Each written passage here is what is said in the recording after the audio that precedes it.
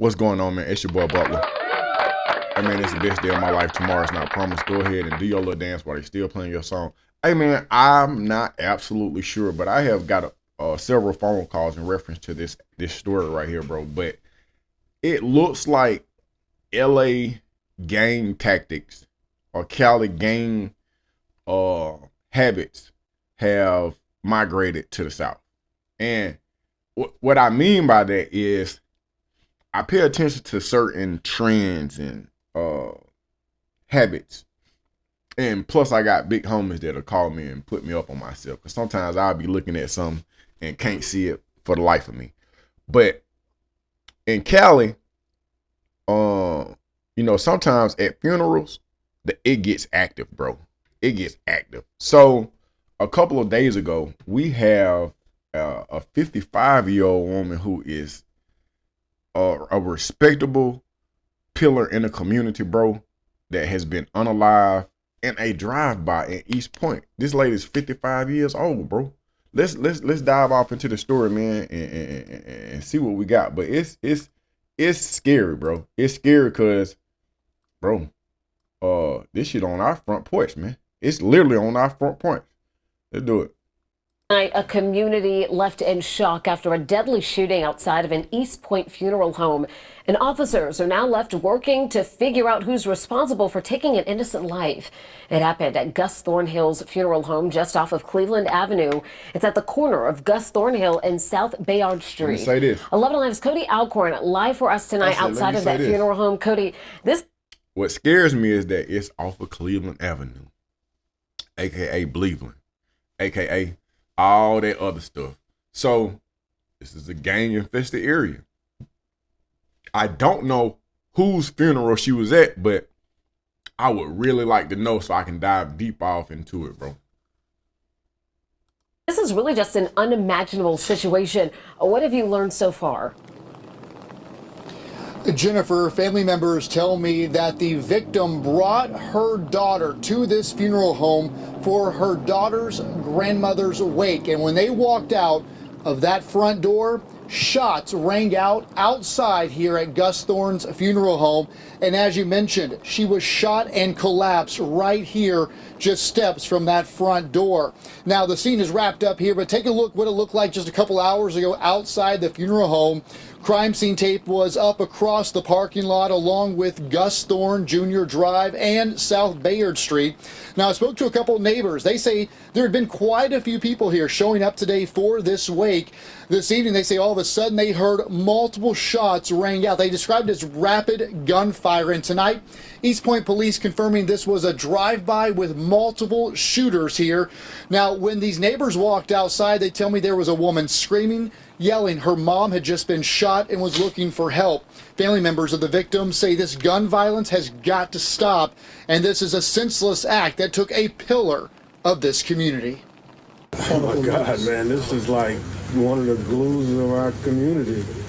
You know, we all from over in southeast Atlanta, Cleveland Avenue, Jonesboro Road area.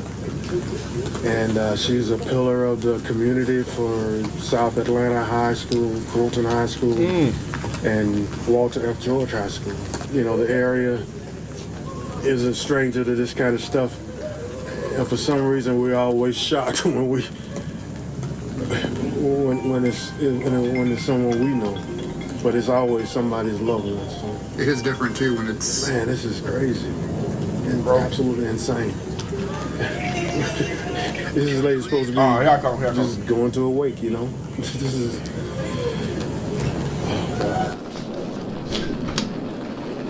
Just absolutely senseless. This should not have happened here in East Point tonight. Again, the East Point police saying some random individuals pulled up here, opened fire at this funeral home, and this 55-year-old woman just bringing her daughter to her grandmother's wake was an innocent victim of gun violence, another victim in this city of just senseless gun violence. We're told that a news conference expected here tomorrow by some former city leaders to address gun violence here in this neighborhood. As of tonight, the shoot. Okay, just so we're on the same page, today we're talking about a tragedy that shook the community, not a concert, not a protest, but at a funeral home, a place meant for peace, healing, and remembering loved ones. What happened in East Point, Georgia is the story of a woman named Ina Chambers, a mother, a community pillar whose life was cut short in a senseless act of gun violence. This is more than news. It's a mirror of our times, people. Next video. Well, tonight a family remembers a 55-year-old woman shot and killed outside of a funeral home in East Point last night. That's like right. 5 more minutes. A funeral home. A shocking story as family members confirm Ina Chambers as the victim in an unbelievable crime. Fox 5's Larry Sproul is live at that funeral home. And Larry, city leaders are just as disgusted as the rest of us listening to this story here. Yeah, Eric, it's still a very shocking thing that happened here at this funeral. So before they continue to repeat themselves, I'm going to tell you, it was a Friday night. Families were gathered at the Gus Thornhill Funeral Home, which is right off Cleveland Avenue in East Point. Again, this is Cleveland Avenue. This is it's definitely a gang area. Cleveland, a.k.a. Bleveland, for those who speak that language. 4 wakes were happening simultaneously inside, loved ones coming together to say goodbye. Outside, people were hugging, consoling one another, trying to process grief. That's when the unthinkable happened. And this is not a random shot. This is a series of shots from a number of different directions and firearms. Let's go to Fox 5. Home. Both the mayor and the police chief held a news conference here earlier today at this funeral home right here in East Point. Now, they said 4 families were honoring their loved ones here last night. They described this incident as tragic. Now, the family of Ina Chambers sent us this photo of her. They described her as a caring, loving person that would help anybody. Fox 5 was on the scene last night. Now, police say Chambers was killed in a drive-by shooting Friday afternoon. She was dropping off her daughter here at the Gus Thornhill Funeral Home. So I'll say this, according to police, and I don't want to be repeating what he's saying, but I went and did my own report. So according to police, an unknown vehicle pulled up near the entrance. Suddenly, shots rang out. Investigators later described it as a drive-by shooting, a cowardly attack. They said on a place of mourning. Bullets pierced the quiet night. 2 women were struck. Ina Chambers, age 55, was pronounced dead at the scene. Another was injured but survived. If we are not paying attention to what's going on, these are some of the gang tactics that are taking place or that originated out in California on the west side, where if something was going on, then they'll shoot up a funeral. I'm not saying this is what's going on because I don't have any intel, but I'm just, I think they call it naturalistic observation. I'm just paying attention to the atmosphere, and this is what registered to me. Friends and neighbors painted a picture of a woman in her beloved, in her community, some known to hundreds, Southeast Atlanta and East Point. Former city councilman Joshua Butler said her family described her as a glue that held them together. Many said she was more than a friend, she was family. I don't know whose funeral she was at, but I'm gonna go out on a assumption. I have to assume, and I'm gonna try to follow up. I bet you it was a young black male. I can almost guarantee it was a young black male. And I'm gonna go a step further and say, I hate to sound racist or weird. He probably had some gang affiliation. Let's dive deeper. In East Point, police say Chambers was standing near the entrance of the building when multiple suspects in a vehicle started shooting. Chambers died here on the scene. East Point Police Chief Sean Buchanan called the shooting a senseless act of violence. This was a coward who did this. This is a sacred place and a vulnerable opportunity to attack someone. They're suffering. They're trying to bury their loved ones. And for someone to take that opportunity away from them and destroy their peace is cowardly.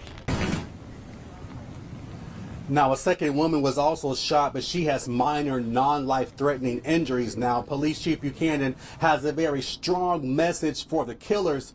I'm working on that part of the story. All new tonight at 10. We're live in East Point tonight. I'm Larry Sproul, Fox 5 News. It is such an honor. So now I will follow up with additional information. Now, before I go, I want to leave you with this. Again, Police Chief Sean Buchanan called the act unprecedented for East Point, something he had never seen in his years of service. Here's the reality of the situation.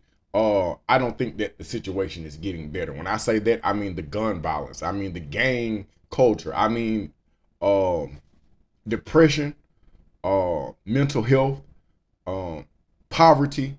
All these different elements contribute to weird acts like this. Leaders spoke about the pain the gun violence brings, not just to the direct victims, but the entire neighborhood. Citizens are asked to come forward with any video or tips to help investigators find those responsible. The larger issue is this: America has a gun violence problem. Shootings in public spaces, whether in schools, stores, or tragically, even funeral homes, have become too common. Gunfire at a place of mourning forces us to ask, what has our society become? And when grief and violence collide, you can't insert national stats here. Oh, never mind. Last video. Imaginable thing that happened, Larry. Thanks so much. A woman is shot and killed outside a wake in East Point. Another woman is injured. It happened at the Gus Thornhill Funeral Home on Gus Thornhill Jr. Drive. Fox 5's Christopher King is live at the East Point Police Department with the latest. Christopher? Courtney, East Point police say a woman is shot and killed. They say she died at the scene, and this was the... I'm going to say this because there's a humanistic aspect to it. Ina wasn't just a statistic. She was a mother, a friend, a beloved member of her community. Hundreds knew her, and thousands will hear her story now. Her life mattered. Her loss echoes through the South Atlanta community. So today we honor not just the news, but the humanity behind it. Remember her name.